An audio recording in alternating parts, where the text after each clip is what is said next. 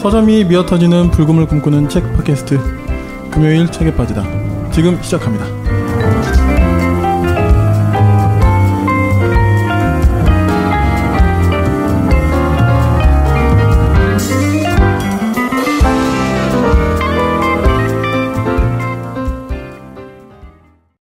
안녕하세요. 사와디캅. 사와디캅. 사와디캅. 네, 태국어 인사입니다. 네, 많이들 아시죠? 소개해 주시죠. 아마추어를 지향하는 독서가 용도사입니다. 예, 제너럴리스트를 꿈꾸는 윤희입니다. 팟캐스트 만드는 불곰PD입니다. 반갑습니다. 반갑습니다. 네. 요즘 잘 지내세요? 네. 이제 연말이어서 저 이제 연말 뭐 이런 여러 가지 업무 같은 거 마무리 하느라고 열심히 매출이나 이런 거 이제 열심히 좀 맞추고 또 목표나 이런 거 열심히 달리고 있습니다. 네. 윤희님은요? 저는 그냥 지내고 있습니다. 왜 그래요? 그냥? 예, 그냥 지내고 있습니다. 그냥 지내는 게 나쁘진 않은 것 같은데요. 예, 그냥 잘 못 지낸다, 뭐 잘 못 지내는 것보다 못 지내지는 않습니다. 네, 잘 네. 지내고 있습니다. 그러게요. 예. 네. 불고피디님은 어떻게 지내세요? 저도 이제 뭐 연말 준비해야죠. 저도 이제 뭐 재정 회계 이쪽도 좀 연말 작업을 좀 해야 되고 너무 하기 싫어요. 아 이거 안 하면 진짜 너무 좋을 것 같은데 해야죠 그래도. 네. 연말 정산도 좀 해야 되고. 저희 연말 뭐 어떻게 송년 모임, 오프라인 모임 이런 거 하나요? 제가 안 하기로 했잖아. 네, 안 하기로 얘기하는데 그냥 꺼내려고 미리 홍보하려고 할까 말까 고민했다가 뭐 송년 모임으로는 좀 우리가 이제 쉽진 않고 지금 상황이. 그래도 오프라인 모임을 한번 좀 하고 싶다 이게 저희의 바람이잖아요. 근데 바람이면서 약간 두려움이 있죠. 과연 누가 오실까? 금요일 청취자와 만나다 뭐 이런 거. 그러니까 네 오실까요? 그래서 그냥 신년이나 이렇게 그냥 지인들 다 싹 동원하고 막 그래야 되나? 네. 아니 저희 3명인데 네. 3분만 오시면 3대3 해서 네. 그러니까 즐겁게 공간을 작은 데로 잡고 네네. 그렇게 하면 한 10명만 와도 네. 오 막 온 것 같아요. 네. 해보니까. 뭐 오는데 뭐 그 등록비 같은 거 있나요? 없나요? 아직 뭐 저희가 그렇게 네. 계획을 세운 건 아니지만 네네. 소정에 뭐 그런 게 좀 있을 수는 있습니다. 네, 저희가 뭐 식사 같은 거 뭐 간식 같은 하다못해 간식이라도 이런 좀 거 저희가 드려야 되니까. 네네. 네. 저희가 하여튼 좀 계획해서 네, 한번 광고 드리겠습니다. 조만간. 오늘 저희 어떤 책 같이 이야기할까요? 네, 오늘 제가 준비했고요. 어떤 책입니까? 한국 남자라는 책입니다. 아, 그 책입니까? 네, 얘기를 안 할 수가 없는데 네. 부제부터 말씀드리면 귀남이부터 군무새까지 그 곤란함의 사회사 이렇게 되어 있네요. 네. 최태섭님이 이제 쓰셨고요. 저자부터 간단히 소개해드릴게요. 네. 문화평론가이자 사회학 연구자이시고요. 2011년 공저로 출간한 열정은 어떻게 노동이 되는가라는 책으로 이제 좀 청년 문제 그리고 이제 사회 문제 같은 걸 맨 처음 책을 내셨고 잉여 사회라는 책도 2013년에 내셨어요. 그리고 이제 억울한 사람들의 나라, 모서리에서의 사유, 우파의 불만, 잡이 없네, 잡이 없어 뭐 이런 책들 여러 가지 책들 내시면서 한국 사회와 청년 문제를 좀 다양한 정서와 다양한 분위기를 사회학적인, 사회과학적인 네. 이제 방법론으로 많이 좀 푸시고 고민하신 저자분이시고요. 제가 이 책을 맨 처음에 어떻게 발견했는지 모르겠지만 당연히 알고리즘이겠지만 되게 놀랐던 게 저랑 동갑이시더라고요. 생물학적인 나이가 이제 같으셔서 되게 이제 전에 한번 불고피디님이 어떤 저자 그 아픔이 기대되려면 그 교수님이랑 김승석 교수님. 네, 불고피디님 동갑이시라고 그러셨는데 그 어떤 네. 기분을 저도 좀 느꼈습니다. 느끼셨습니까? 네네. 네. 이 최태섭 저자분께서 저랑 이제 생물학적인 나이가 같으셔서 그래서 더 또 이제 약간 나랑 같은 분인데 또 여기 우리 셋 다 한국 남자잖아요. 이걸 줄여서 한남이라고 하는데 요새 한남이라는 표현을 쓰면 이제 거의 이제 난리가 나는. 그래서 파리떼들이 몰려들죠. 네, 최근에 또 난리가 났었죠. 나 이렇게 세게 이야기하면 안 되나? 네, 아무튼. 그래서 귀남이부터 군무새까지 그 곤란함의 사회사인데 이 귀남이는 사실 저는 이 드라마를 제가 어렸을 때여서 못 봤어요. 보셨나요 혹시? 아들과 딸? 모르세요? 저는 저 세대 아니에요. 저 많이 어렸을 때 봤어요. 잠깐 윤희님 아세요? 알아요 몰라요? 저 끝까지 다 봤어요. 워낙 그 엄청난 드라마에서 최수종 하이란가요? 예. 아니. 죄송해요. 김희애. 화내신 줄 알았어. 네네네. 1992년 10월부터 MBC에서 7개월간 방영되었던 전국민 드라마 아들과 딸 최고 시청률이 61.1% 됐고 이제 그게 거기 나왔어요? 이 간단, 그렇지 그거지. 간단 드라마 설명해드리면 네. 이란성 쌍둥이인 귀남과 후남의 생애를 따라가며 1970년대에 남아선호를 현실성 있게 넘치게 표현해 인기가 높았던 드라마고요. 군무새는 저는 몰랐는데 이게 신조어인데 군대 얘기만 주구장창하는 앵무새 이래가지고 군무새라고 하더라고요. 저도 오늘 알았어요. 네, 저도 군무새라는 몰랐어요. 거는. 네. 그래서 이게 보니까 이제 귀남이 그 1970년대에 그 드라마로 보는 그 때의 정서부터 최근에의 어떤 그 이제 2010년 이후에 청년들의 어떤 남성성의 어떤 그런 것까지 그들 그 아우른다. 한국 남성들의 곤란한 어떤 사회사 이게 이제 부제에 담겨 있다고 보시면 될 것 같아요. 은행나무 출판사에서 냈고요. 네. 아니 근데 네. 그러니까 최근에 그 20대 군대 갔다 온 20대 남자들이 군대 얘기 많이 한다 그 말이잖아요. 네, 그렇죠. 거기서 나온 신조어인 거잖아요. 네네네. 군무새. 아니 근데 뭐 저도 약간 꼰대스럽게 좀 나오자면 네. 요즘 군 생활 몇 개월이죠? 아, 20 진짜 충격받았어. 아닙니다. 몇 18개월, 18개월. 18개월이라고? 네. 지금? 네. 아 1년 그렇게 6개월. 그렇게 쫙 줄었어요? 1년 6개월. 이제 입대할 친구인가? 와, 나 진짜 너무 충격받았어. 아니 이러면 네. 죄송합니다 청취자분들 죄송합니다. 저도 이제 군무새 하려고 하는 건 아니고 군무새를 깔려고 네 이야기하지 말아야지. 네, 지금 딱 상병 끝날 때 지금 전역하는 거 아니에요. 옛날로 따지면. 그렇죠. 물론 이제 저는 26개월 했는데 뭐 정확히 따지면 25개월 3주 했지만 그 전에 뭐 36개월 3년 할 때하고 뭐 비교할 수는 없지만 그렇군요. 군무새라는 말이 나올 정도로 지금 붉은 PD님이 딱 이렇게 얘기를 하신 게 저자분의 얘기와 비슷해요. 그러니까 뭐냐면 되게 내부자의 자기 비판과 자기 고백이거든요. 이 저자도 한국 남자로서 지금 한국 남자의 남성성이라고 하는 어떤 만들어진 그런 헤게모니적인 어떤 남성성을 파헤치는 거거든요. 네. 그래서 뭐 아시는 분들은 아시겠지만 요새 SNS 논란이 되고 했지만 이 한국 남자 저자 인터뷰를 채널 예스24의 매거진에서 다뤘는데 그 제목이 뭐더라 뭐 한남스럽니 뭐 이런 거 약간 좀 달고 했었나 봐요.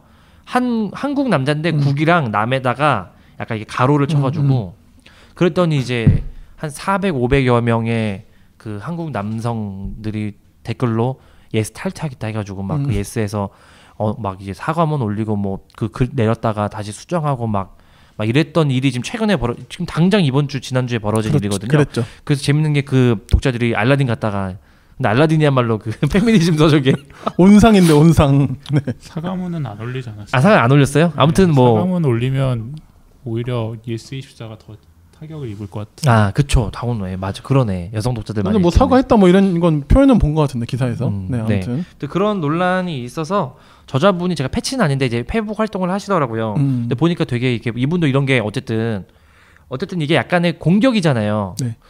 그런 공격을 받으셔서 좀 당황도 하시고 그래서 근데 저는 그 전에 이 책을 하겠다고 골랐었거든요. 맞아요. 예. 그래서 이 방송이 조금이나마 혹시 저자분에게 도달이 된다면 이 뭐 책을 이렇게 전문적으로 다루는 방송은 아니지만 네. 같은 이제 사과했구나. 사과했어요? 네. 네.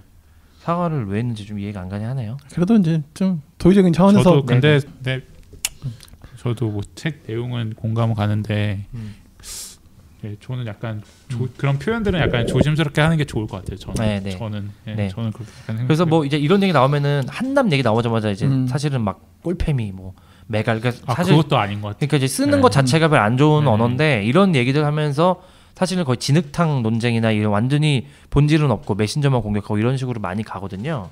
근데 저는 사실 너무 부끄러운 얘기고 저만 하더라도 우리 전에 초창기 때 붉은 PD님이랑 뭐 여름여가 특집 때가 살짝 얘기를 했었는데 이제 남자는 익명의 페미니스트가 되어야 된다고 생각한다 이런 얘기를 하고 그리고 페미니즘 책이 좋은 책들이 정말 많이 나오고 어떻게 보면 쏟아져 나오잖아요. 근데 정말 저도 읽고 있는 책들도 있고 다루고 싶은 책도 있고 하지만 일부러 안 들었던 이유가 어쨌든 그 주체자라고 할 수 있는 여성이 아니기 때문에 조금 일부러 그냥 혼자 그냥 공부하는 차원에서 안 다뤘었는데 그런 분들 이 그런 논란의 표피에 절대 휘둘리지 마시고 이 책을 꼭 읽으시면 저는 좋겠어요.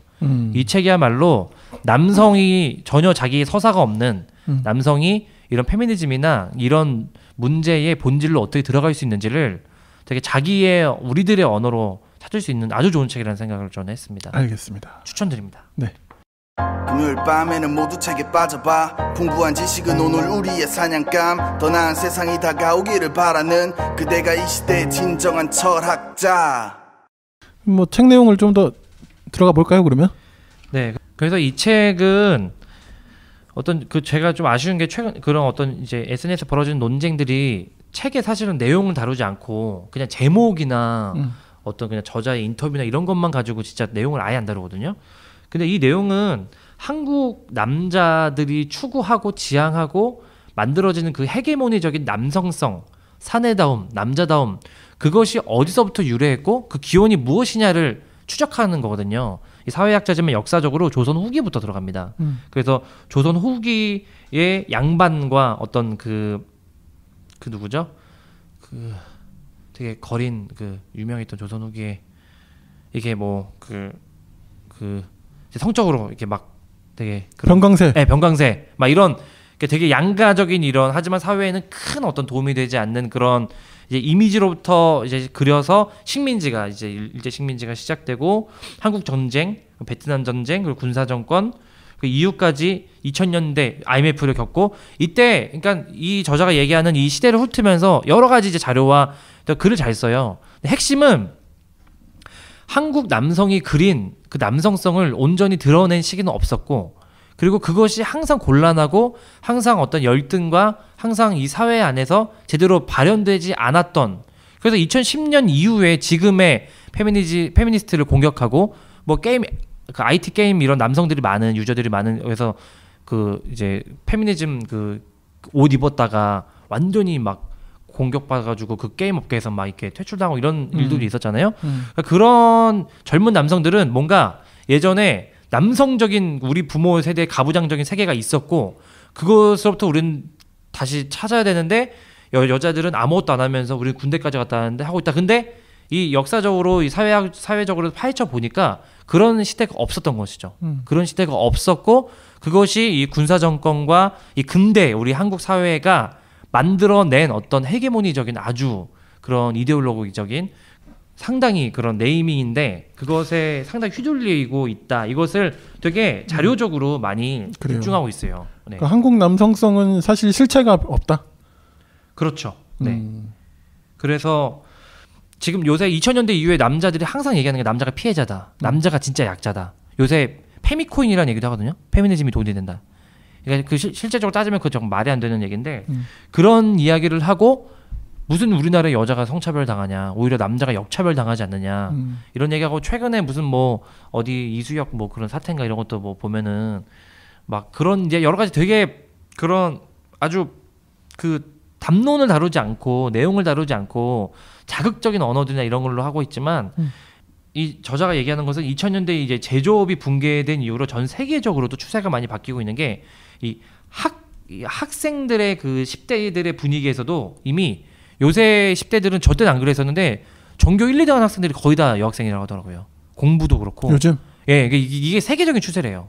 그러니까 여성에게 밀리는 공부에서 밀리는 남성의 세대가 처음으로 이제 나타나기 시작하고 그것이 이제 많이 이제 뒤바뀌는 시대가 이제 태어난 것이죠.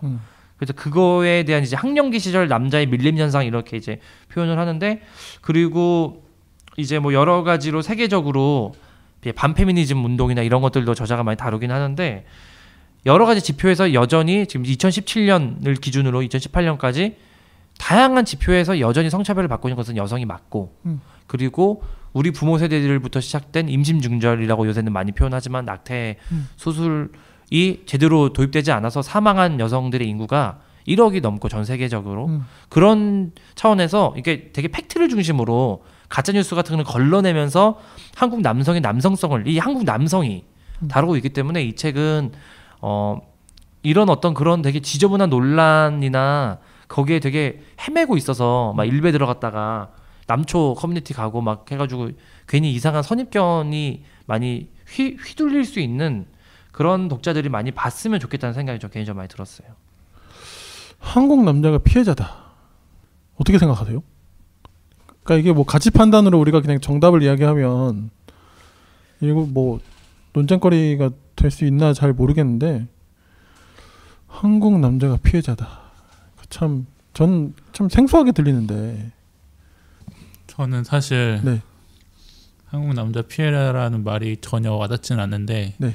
그냥 사실 저는 이 책이 너무 좋은 책이면서도 약간 이 책이 별로 막 와닿지 않았던 거는 그러니까 이런 사실 구분과 어떤 거대 서사를 얘기하는 게 사실 전 좀 거기서 좀 한계를 많이 느꼈거든요. 사실은 그러니까 뭐 사실 이런 한국 남자의 역사를 알고 있는 한국 남자들이 얼마나 될까.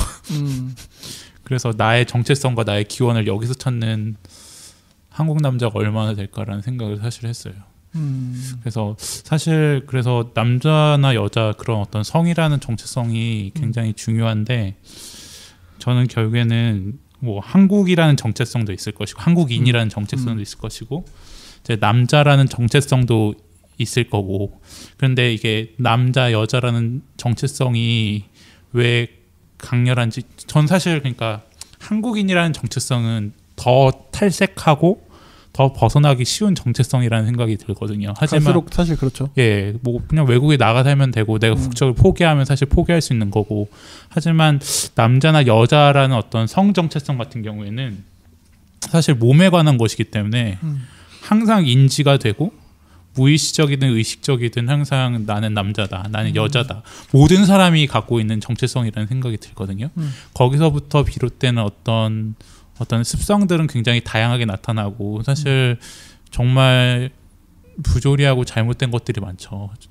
근데 약간 이런 거대 소사 속에서 과연 하고자 하는 얘기들이 저는 이제 남자들은 약간 불편할 수도 있을 것 같고 하지만 불편하지만 저는 남자들이 무조건 이 책을 읽어 나가고 정말 좀 알았으면 좋겠다는 생각도 많이 들고 좀 양가적인 감정이 남자로서 이 책을 읽으면서 많이 들었고 그 사태를 보면서도 사실 왜 뭐 물론 싸워야 될 필요성도 있겠지만 와, 그렇게까지 막 치졸하게 막 탈퇴하고 또 거기에 또 그걸 비꼬는 또 그런 글들을 계속 뭐 올리면서 왜 그렇게 싸워야 하는지에 대해서 저는 약간은 공감이 되면서도 그럴 수 있죠. 예, 약간 그런 양가적인 되게 혼란스러웠어요. 그러니까 저는 사실 그러니까 좀 이런 논란이 있을 때마다 저는 좀 자신의 정체성을 좀 내려놓는 사람이 되어야겠다는 생각이 많이 들거든요. 그러니까 한국 남자라면 좀 자기를 객관화 시켜야 된다. 그렇죠. 뭐 완전히 객관화될 수는 없지만 뭐 사실 한국인이라는 정체성을 내려놓고 좀 저 국뽕 되게 싫어하는데, 그러니까 특히 축구 같은 거 국뽕 맞아가지고 막 그런 거 막 제한맨.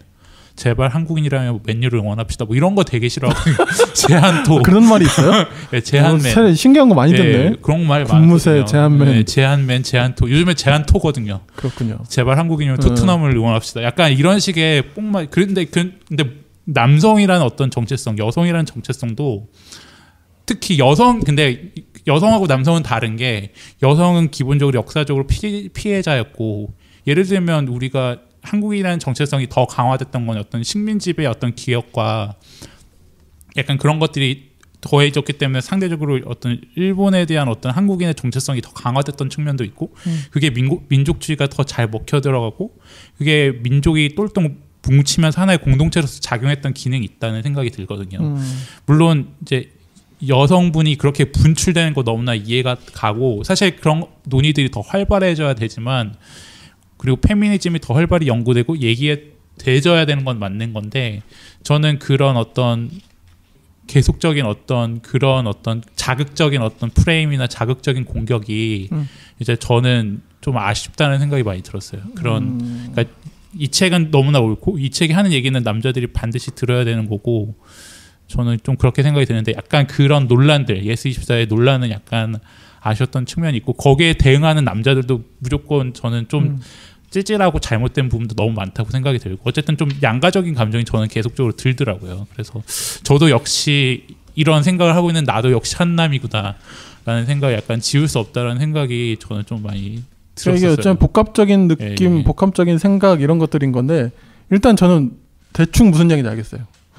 이거에 대한 또 이야기. 예. 그러니까 동감이 되고요. 이게 어쨌든 우리도 같은 남자다움을 공유했고 공유하고 있는 진행 중인 남성들이고 근데 이제 지금 얘기하신 것 중에 되게 많은 부분에 어떤 설명이나 되게 좋은 어떤 답변들이 책에 많이 담겨 있어요. 그래서 남자다움과 여자다움의 생물학적인 정의, 그리고 여러 가지 또 심리학적인 정의 이런 것들을 과학적이나 이런 것들을 또 반박하고 갖고 오고 하면서 결국은 그러니까 우리가 생물학적인 몸의 어떤 기능과 실제로 그 생리적으로 다른 부분 있잖아요. 남성과 여성이.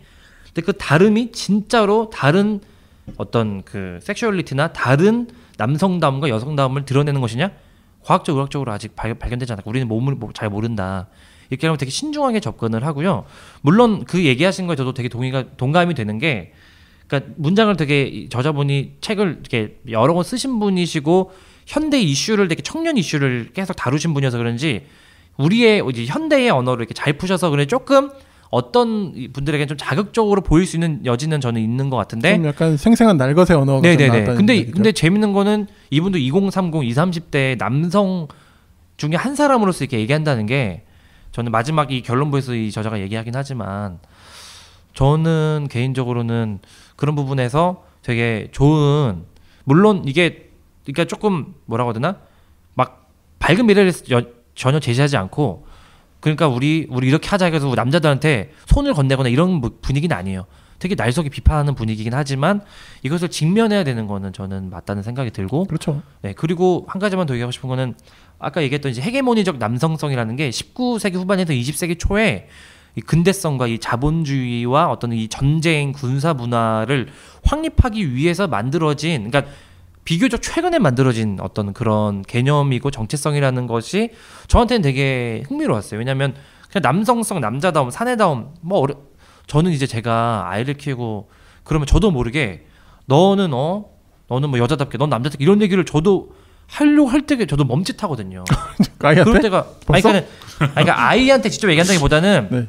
제가 그런 생각을 하거나 와이프랑 이런 얘기를 얘가 그치, 이러면 안 되는데 뭐 이럴 수 하거든요. 근데 그럴 때 멈칫하고 또 무슨 생각이 드냐면 요새 10대 여성들이나 그리고 20대 여성들이나 이런 분들과 뭐 만나거나 뭐 제가 보거나 하면은 그들의 감수성이 어떤 젠더 감수성이 진짜 달라요. 완전히 저는 되게 무디고 지금도 내 말 중에는 되게 꼰대 같은 거라든지 젠더적으로 되게 뭐 소위 빠았다는 말은 저도 쓰진 않지만 어쨌든 그렇게 좀 되게 무뎌진 것들이 많은데 감각이 살아있고 그래서 그들은 그 이대 앞 광장에 나가고 막 그래서 몇만 명이 나가는데 뭐 보도가 잘 안 되고 막 이러잖아요. 그러니까 그런 부분에서 여성과 남성이 보는 그 차이가 되게, 그러니까 여성들은 실제로 너무 많은 고통과 폭력과 이런 거에 노출돼서 살려고 그렇게 나오는 맥락이 있어서 저는 기본적으로는 제가 막 어떤 무슨 이런 운동이나 이런 걸 제가 적극적으로 드러내고 이건 부끄러워서 그거 하지도 않고 그렇긴 하지만 저는 되게 그런 부분에 있어서 지지하지 않으면 안 되는 건 저는 맞는 것 같고 물론 여러 가지 결이나 스펙트럼은 다를 수 있겠죠. 그런 생각이 듭니다. 그러니까 저도 그러니까 그런 생각이 많이 들어요. 페미니즘 너무 적극적으로 공부해야 되고 알아야 되고 지금 우리 사회에 필요한 건 너무 맞는 것 같아요. 그러니까 근데 이제 좀 약간 이런 생각이 많이 들거든요. 그러니까 뭐 어떤 이념에 있어서 물론 그것이 없다고 할 수는 없고 사실 근데 그것이 전부다라고 얘기하는 건 사실 너무 이제 어떤 틀로만 바라보는 현상인 것 같다는 생각이 들거든요. 예를 들면 뭐 공산주의나 사회주의 같은 것도 세상을 그렇게 볼 수 있고 그것을 열심히 공부하고 그것이 주는 장점이 있지만 모든 세상이 어떤 그 이념으로 해결되는 아닌 것이고 권력의 문제도 마찬가지고 그것에 사실 남성과 여성의 권력의 충돌이고 사실 모든 것을 그렇지만 모든 것에 어떤 권력이 없다고 볼 수도 없는 거고 사실 하지만 어쨌든 권력이 전부라고 얘기하는 게 너무나 이제 좀 극단적인 의견이라면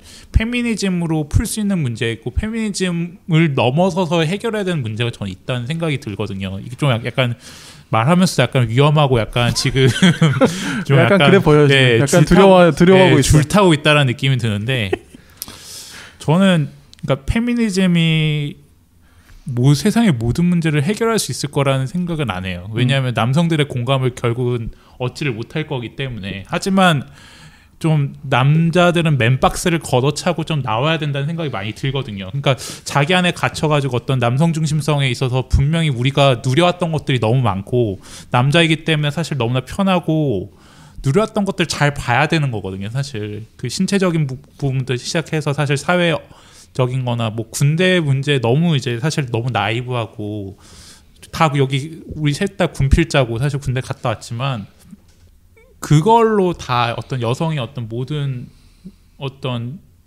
여성과의 어떤 상대적인 관계에서 보상받으려는 그 심리가 사실은 이 책에서 잘 꼬집고 있는데 사실 그거와는 전혀 결이 다른 문제긴 하거든요. 다른 문제지 전혀. 예, 그러니까 되게 지금도 이제 되게 동감이 되는 부분이 어떤 부분이 있냐면 이 책을 읽으면서 그러니까 마지막에는 뭐라고 해야 되나?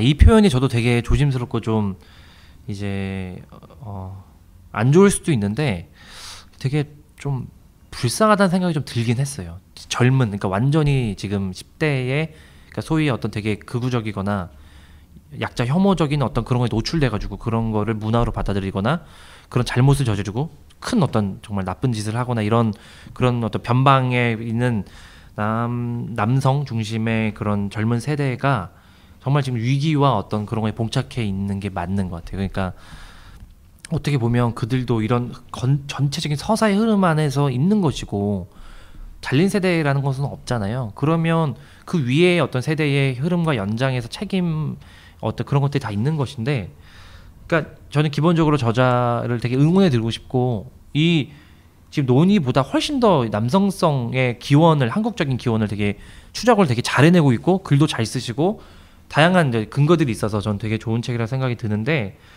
근데 그러니까 좋지 되게 통쾌하고 막 좋고 맞죠 맞아 그러면서도 되게 뭔가 마지막에는 그래서 어떻게 해야 되나. 그러니까 이제 여성들은 사실 그러니까 문제라기보다는 걱정이 크게 되진 않아요. 왜냐하면 지금 이미 너무나도 많이 스스로 운동을 형성해 가고 있고 그리고 많은 지지라고 저도 당연히 지지를 하고 그리고 당연히 더 많은 지지와 여전히 어렵고 소수일 수도 있고 하지만 어떤 점에서 이런 전혀 이제 완전히 갈 바를 알지 못하고 헤매고 완전히 이제 지금 그러니까 아까 저희가 그 녹음 안 할 때도 약간 10대나 이런 20대 라이트 노벨 이런 그런 취향 이런 것도 얘기 좀 했잖아요. 소비.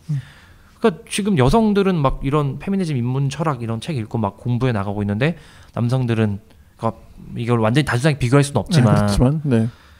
이런 상황에서 완전히 지금 제가 볼 때도 이게 격차가 너무 벌어지고 있어서 근데 이게 완전히 미국에서는 감오장제 사회라는 것도 그런 표현도 드러났거든요. 여성이 사회 생활도 너무 잘하면서 아이도 잘 키울 수 있으니까 가부장이 필요가 없는 거예요. 그러니까 그게 삭제되는 것이죠. 그러니까 이런 부분에서 저도 이게 뭔가 씁쓸하고 좀 저도 같은 남성이나 이런 거로서 이게 단순히 그냥 섹슈얼리티로 그냥 이분법으로 구분할 수 있는 게 전혀 아니잖아요.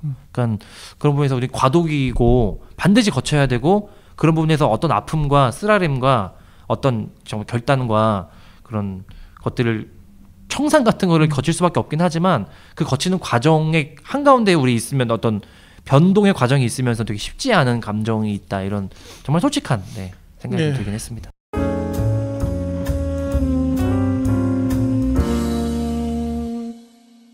저도 몇 가지 생각이 드는데 이게 그거예요.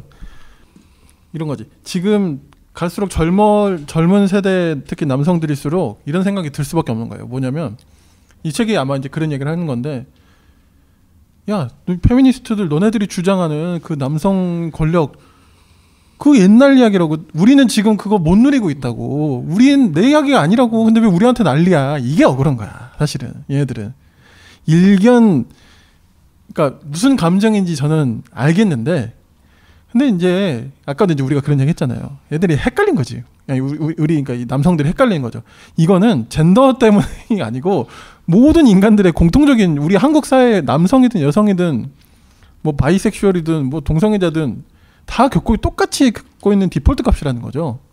근데 이제 이 사람이란 게 항상 이렇게 다른 데서 요인을 찾고 싶고 항상 내 중심적이고 그러니까 더 쉽게 억울해지고 어떤 대상을 찾고 싶고 외부에서 내가 불행해진 원인을 외부에 돌리고 싶은 그 인간성의 어떤 그런 것에서 저는 발현된다고 생각을 해요. 근데 솔직해져야죠 사실. 근데 그러나 두 분 이야기하신 것도 난 또 이해가 돼. 뭐냐면 예를 들어서 지금은 좀 덜해졌는데 옛날에 우리 막 대구 경북 선거 결과 나오면 대구 경북은 안 돼. 엄청 조롱했잖아요. 근데 이렇게 한다고 해서 대구 경북이 바뀌어요? 안 바뀌잖아요. 우리가 봤잖아요. 근데 요즘은 좀 또 달라진 그런 게 있지만 그러니까 우리가 바라보는 그런 극우적인 게 너무 세계관으로 장착돼 있는 50대 이상의 그런 할아버지 할머니들 보면서 그냥 마냥 냉소만 할 수는 없던 거였지. 그런 맥락이 저는 약간 좀 이것과 좀 닿아 있다는 생각이 좀 들고요.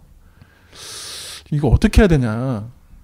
그런 거는 저는 되게 일상적인 접근 외에는 이게 어떤 학문적으로 책 한 권으로 될 문제가 아니고 그런 거 있잖아요. 왜 옛날에 그거 보면 어떤 기자가 사회부 기자 뭐 이런 사람들이 뭐 가령 태극기 부대 할머니 할아버지들을 취재를 하는 거죠. 실제로 이제 만나서 대화를 해보는 거지. 근데 대화를 해보니까 뭐 또 막 엄청 이상하지 않아.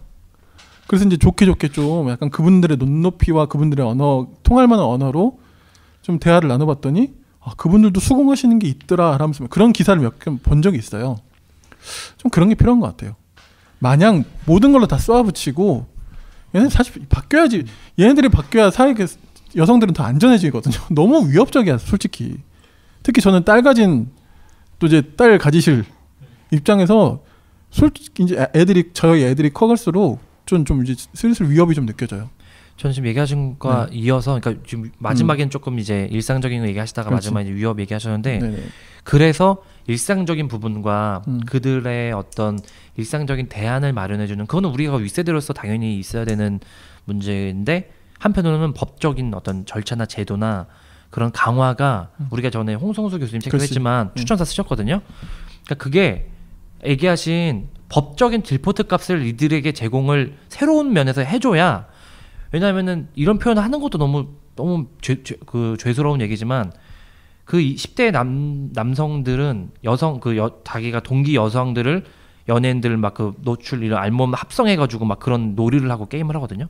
일베에서 여친 인증하고 막 이런 것들이 10대 20대 남성들이 하는 행위요. 그것을 문화로서 지금 물론 그들은 소수일 수 있지만 그들이 또 여성은 아니잖아요. 그러니까 그런 어떤 맥락에서 그 부분에서는 또 되게 강한 어떤 그러니까 되게 그런 어떤 부드러운 어떤 소프트한 그런 행위와 법적인 강한 행위랑 이런 것들이 같이 가야 되고, 그리고 제가 이 방송에서 막 사적인 얘기를 사실 많이 하지 않고 저도 되게 이렇게 많이 이런 것들을 노출 안 하려고 노력을 많이 하긴 하는데 저희가 그렇잖아요 조금. 근데 이제 제가 오늘 이 책을 읽으면서 문득 사실 그런 생각이 좀 들었어요. 그 약간 그 뭐냐, 제가 이제 남매가 좀 형제가 좀 많아요. 그래서 누나의 여동생이 있거든요. 근데 어렸을 때 항상 제 학창 시절에 누나가 울면서 집으로 들어와요. 밤에 야간 자율학습 끝나고. 그러면 술 취한 어떤 아저씨가 누나한테 이상한 짓을 해가지고 따라와가지고 아빠랑 막 저랑 나가지고 막 그 행패 부른 사람 해가지고 경찰 신고하고 이런 일이 있었고요. 그 아이도 되게 저한테 선명하게 기억에 남고, 여동생이 고등학생인가 중학생 때 중고등학생 남성 골목에 막 이제 10명 20명 있는 애들 지나가다가 막 그 희롱이랑 이런 거 당하고 너무 무서워요. 제가 나가가지고 막 걔네들한테 뭐라 하고 막 그 위협을 저도 막 느끼고 이런 적이, 이거 되게 이거는 여성의 가족이나 여성의 어떤 형제 남매가 있는 사람들은, 지인 있는 사람들은 누구나 겪었을 법한 일이고, 아무튼 그래서 이런 여성의 서사를 우리가 직접 몸으로 경험할 수는 없지만, 그런 아까 거대 서사 얘기를 하자, 거대 서사의 문제점을 좀 얘기하셨지만 이 책에서도 저는 좀 느껴지는 게, 너무 큰 시대를 얘기하면서 사실 그게 거대 서사잖아요. 너무 쉽게 확 훑으니까 그런 그러니까 위험성이라보다 조금 약간 조심성이 느껴지긴 했지만, 그럼에도 지금 이것을 어떻게든지 겪어야 되고 돌파해야 되는 시기는 맞는 것 같고, 저는 이 저자분께 감사했던 게 그때 김승석 교수님 책에서 느꼈던 거는 삶의 우리 사회 진짜 문제들을 하나도 회피하지 않으신다는 느낌이 들었는데, 이 저자도 조금 그런 느낌을 좀 받았어요. 네. 우리 한국 남자에 걸리는 모든 문제를 다 짚고 넘어가요. 그래서 그 5.18이나 이런 것도 다 얘기하면서 남성들이 진짜 벌였던 일들, 행위들 이런 거 다 다루거든요. 그런 부분에서 저는 남성들의 우리가 다시 걸어갈 수 있는 그런 서사를 찾을 수 있는, 물론 이제 조금 논란이나 제목이나 이런 거는 조금 자극적일 수 있지만 저는 이 책을 꼭 통과를 하셨으면 좋겠다 이 생각이 들었습니다. 네, 마지막으로 윤입니다. 저는 펜스룰이 진짜 잘못된 게 아닐까라는 생각을 많이 하고 있어요 요즘 들어. 그러니까 뭐 이제 일을 처리하거나 뭐 사회생활 할 때는 펜스룰이 남자에겐 편하고 이제 어떤 문제를 일으키지 않을 그리고 그것이 마치 남자 입장에서는 여자를 보호한다는 명목이 될 수 있겠지만 사실 이 젊은 친구들이나 이런 어떤 그런 폭력적 성향들 그리고 여성의 어떤 신체나 어떤 여성에 대해서 함부로 다루는 그런 안 좋은 습성들은 여자랑 대화를 안 해서 그런 게 아닐까. 그냥 그런 생각들을 그냥. 그럴 수도 있어요. 우리 일상적인 어떤 그런 관점에서 보자면. 네. 아까 전에 너무 잘 표현해 주셨는데 용도사님이 그러니까 저는 남자라서 그런지 그런 위협들을 그렇게 느끼며 살진 않잖아요. 사실. 그럼요. 그거 다 뜯어보면 그랬던 거지. 거의 무섭지가 않잖아요. 남자 뭐 아무리 밤에 돌아다녀도 근데 여자분들은 그게 아니잖아요. 저도 거지. 그것들을 이제 저가 남자끼리 안에 있었으면 그걸 인지할 수가 없었겠죠. 그런 것들을 다른 여성분하고 얘기하면서 아 그런 무서움이 있구나, 그런 어려움이 있구나, 그리고 한 달마다 그 몸의 변화들도 너무나 힘들고 어렵구나 이런 것들을 이제 다른 성하고 얘기해 보면서 근데 여성분들도 마찬가지인 것 같아요. 남자를 경계하는 물론 어떤 상처가 있어서 남자를 경계하는 어떤 습성이 생겼거나 그런 두려워하는 분들은 충분히 이해가 되지만 어쨌든 어떤 신체적 힘이 더 어떤 강한 남자 입장에서 먼저 배려하는 어떤 훈련이라든지 연습이 필요한데 사실 남자끼리 있다 보면 그런 것들을 훈련하고 배울 만한 기회도 없을 뿐더러 좀 이게 언어의 어떤 습관이나 요즘에 10대나 더 젊으신 분들이 어떤 언어를 사용하는지 좀 더 배워야겠지만 좀 어쨌든 다른 성하고 뭔가 교류하고 생각을 나누는 이런 일들이 너무 부족한 게 아닐까 좀 꼰대처럼 얘기해봤습니다. 별로 안 꼰대스러운데 저는. 근데 저는 이런 얘기를 하는 게 제가 성향상 그럴 수 있지. 네, 꼰대스러워요. 예. 제가 지금 너무 꼰대 같고 오늘 지금 이 방송 그래서 제가 그냥 대한민국 독서사자 그럴 걸. 맞다. 왜 이걸 이북으로 사가지고 왜 다 읽었대요. 그러니까 다 읽어가지고 왜 이걸 하자 그냥. 대한민국 독서사 다 읽으셨다고요? 아니 한국 남자. 다 읽으셨어요. 네, 그때 말 꺼내셨을 때 이미 많이 읽었어가지고 그냥 독서사는 하나도 안 읽었거든요. 아니야, 잘했어요. 맞다. 그 청취자분들 죄송합니다. 제가 독서사로 막 바꿀까 막 그런 얘기 거의 다 했다가 다시 독서사는 제가 특강했던 거랑 특강했던 거랑 좀 겹치는 게 좀 꽤 있어서. 네. 예. 저도 그리고 마지막으로 이제 이야기하자면 저는 사실 페미니즘 공부 이런 거 안 하는 사람이거든요. 잘 몰라요 학문적으로는. 저도 몰라요. 예. 저도 몰라요. 네. 그러니까 우리가 다 비슷한데, 그러니까 저도 특히 그렇다는 거예요. 무슨 페미니즘 책을 보고 알고 한 게 아니고 약간 뭐랄까 그냥 살아오면서 느끼고 깨닫고 습득한 부분들을 바탕으로 이야기를 하자면, 그래서 저는 좀 이제는 좀 명확해요. 저는 이 부분은 개인적으로는 뭐냐면. 이제 그런 거 있죠. 아까 우리가 그런 얘기 했잖아요. 어떻게 변하냐, 이거 도대체 어떻게 가능하냐, 막 이런 얘기 했는데 그 몫은 철저히 100% 남자들의 몫입니다. 제가 볼 때는 여자들은 그렇게 안 해도 돼요. 그러니까 이런 거 있죠. 흑인 백인의 어떤 차별의 그런 역사가 있어 왔잖아요. 근데 뭐지? 백인들의 그 편견을 흑인들이 막 교정하려고 노력을 해야 되나요? 아니잖아요. 저도 그게 똑같다고 생각해요. 그건 남자들의 몫이고 여자분들은 그 똥은 피하시고 거부하시고 소리 지르고. 그래서 저는 메갈과 이런 얘기하면 좀 그러실 수 있겠지만 그냥 제 개인적인 의견입니다. 두 분의 의견은 아니에요.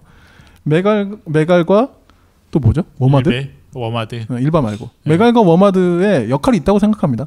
조금 그냥 제 개인적인 생각으로는 최소한 균열이 필요한 한국 사회고, 그 어느 정도 그 역할을 저는 좀 했다고 생각하고, 그러나 물론 어떤 윤리적인 측면에서 여러 가지 그런 비판 점은 당연히 있죠. 그런 지점은 당연히 있지만, 그렇기 때문에 요즘 그 논쟁이 심했던 모 래퍼의 그런 식으로는 서로 아무것도 안 되는 거죠.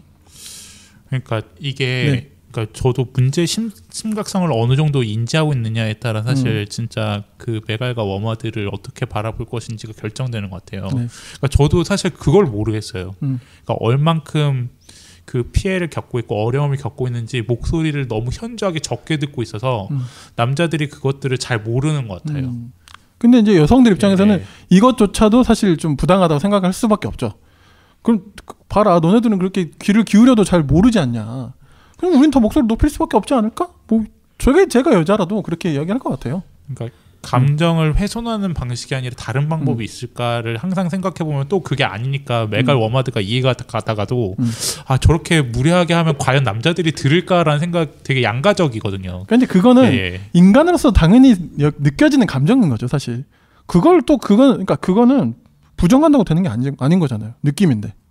그래서 그것도 저는 어느 정도 이해가 된 측면이 있고, 그러나 우리 사회 안에서 생각을 해볼 때 저는 메갈 워마드의 역할은 여전히 필요할 것이다 라는 다소 뭐 주관적인 의견도 해보고, 남자를 계도시키는 건 철저히 남자의 몫이다. 그건 너무 맞는 말씀인 예. 것 같아요. 그렇게 저는 설파합니다. 이 책에서 잠깐 그런 얘기 나오거든요. 마지막인가 그 이제 실제로 그런 이제 실험을 했었나? 그 이제 AI, 그러니까 목소리만 들을 수 있나 해가지고 여성이 AI, 남성 목소리가 나는 AI와 그 로봇과 실제 남성과 대화나 통화를 하면서 누구에게 더 매력을 느끼는가 이제 뭐 투표를 하고 했는데 그게 AI에게 더 많이 매력을 느낀 것으로 나와요. 봤어요. 네. 그러니까 이제 그게 그러면 이제 좀 미래적인 얘기긴 하지만 남성의 어떤 기능이나 남성의 어떤 힘이나 이런 것들 똑같이 할 수 있고 여성을 보호할 수 있는 로봇이나 이런 것들이 개발되면 남성이라는 어떤 위치가 이제 너무 도구로서도 쓸모가 없어진 막 이런 얘기가 살짝 나오긴 하거든요. 근데 그게 이런 얘기만 들면 또 막 부두를 할 수 있는데 인류 역사 자체가 여성을 도구화했던 역사고 이것은 지난 뭐 19세기, 20세기부터 남성성이 출현한 것과 전혀 다른 맥락에서 수천 년 동안 여성이 도구화되고 여성이 죽어나가고 여성이 하나의 재산으로 당연히 고대 시대에는 그때 우리가 유명한 철학자들의 시대였잖아요. 그때도 여성은 당연히 참정권 없었고 발언권 없었고 지금도 이슬람권이나 이런 어떤 특정 세계에서는 그런 일들이 벌어지고 있잖아요. 그러니까 그런 거대의 맥락에서 보면은 이제 다시 새롭게 봐야 되는 거는 맞는 것 같고 근데 이게 흥미로운 게 초기 인류의 모습도 새롭게 보거든요. 그러니까 예를 들면 원시 사피엔스 종 같은 경우 뭐 오스트랄로피테쿠스 이런 것들도 남성이 수렵 채집만 했다. 그러면서 이제 그때 남성적인 게 이제 남성만 생물학적인 남성만 했다. 근데 지금은 그런 이제 조사들도 바뀌고 있거든요. 연구들도 여성도 같이 채집을 똑같이 힘으로 했었고 그게 여성만 육아를 했던 것도 아니고 되게 공동체적인 행위를 했다. 이런 게 과학적인 것도 해석이 여지가 있으니까 바뀌거든요. 그러니까 그런 지점에서 그런 변화에 그런 어떤 큰 역사의 과거의 흐름에서 그런 이제 변화를 되게 주시하는 건 되게 중요한 것 같고 저는 기본적으로 미러링의 역할은 전 반드시 필요했고 앞으로도 필요하지 않을까 그런 생각을 하면서 근데 결론적으로는 제 주변에 있는 제 주변에 있는 사람들에게 나 잘하자 뭐 이런 네, 그거 되게 중요한 것 결론으로 끝날 같아요. 수밖에 네. 없는 것 같습니다. 뭐, 이 얘기를 만약에 이 방송을 저의 가까이 있는 어떤 여성분이나 뭐 가족이나 들으면서 와 저 용도사 저놈 저 이렇게 하면 사실 안 되잖아요. 그렇게 따지면 다 할 말이 없어요. 네, 우리가. 그렇게 하면 안 되니까. 네. 그러니까 그걸 간극을 최대한 좁혀 나가면서 아, 그럼요. 네. 네, 그랬으면 좋겠습니다. 네. 네, 하여튼 뭐 저는 게임 부분이 너무 동감이 가더라고요. 게임. 그러니까 점점 20대와 10대들이 공간은 없고 이제 짧은 시간 안에 시간이 없는데 돈을 들여서 짧게 할 수 있는 놀이가 결국 게임이다 보니까 그 게임에 몰리고 그 게임 문화 때문에 어떤 인터넷 문화나 어떤 커뮤니티 문화가 활성화되면서 거기서의 성왜곡이 일어나는 어떤 메커니즘 약간 이런 것들이 저는 이 책을 보면서 배울 수 있었던 부분이기도 하고 좀 활동적일 필요가 있는 것 같아요. 그러니까 너무 이제 정말 공간이 좁고 그 공간이 없고 하니까 이제 정말 이제 뛰놀지 못하고 약간 이런 세대가 진짜 온 것 같아요. 그러니까 좀 한국 남자들이 어떻게 될지 탈한남 해야 되나요? 그 어떤 뭐 영화나 어떤 문학이나 그런 거 힘이 있잖아요. 그러니까 예를 들면 저도 몇 년 전에 우연히 페이스북에서 그냥 지나가다 본 것 같은데 외국 어떤 그런 독립 영화 같은데 그러니까 길거리에서 남성성과 여성성을 바꾼 거예요.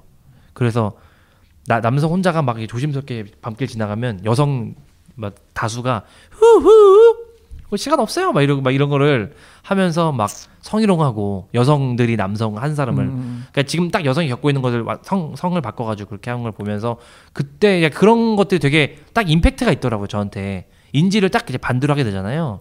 그러니까 그런 반대 인지를 하면서 과연 여성들이 어떤 삶을 살아왔고 뭐 82년생 우리 전에도 얘기했지만 그런 영화화 한다고 배우 캐스팅 되면은 여성 배우한테는 막 엄청 욕하면서 페미니 한다고 남성 배우한테는 아무 말도 안 하고 그런 벌어지고 있는 일이니까 그런 부분에서 좀 진짜 들어야 될 어떤 맥락과 이야기를 좀 찾는 좀 정독을 해야 될 수 있는 책으로 좀 만나보셨으면 좋겠다 생각이 듭니다.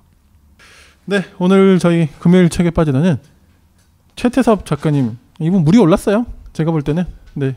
아니 그런 타임 원래 글을 잘 쓰시는 분으로 되게 유명했었고 이래저래 저희 오늘 뭐 모실까 전화 인터뷰라도 할까 뭐 고민했었는데 결국은 안 됐죠. 좀 어려워서. 네. 네. 근데 뭐 그럴 법도 해요. 지금 워낙 네. 이 논쟁이 얼마 안 돼서.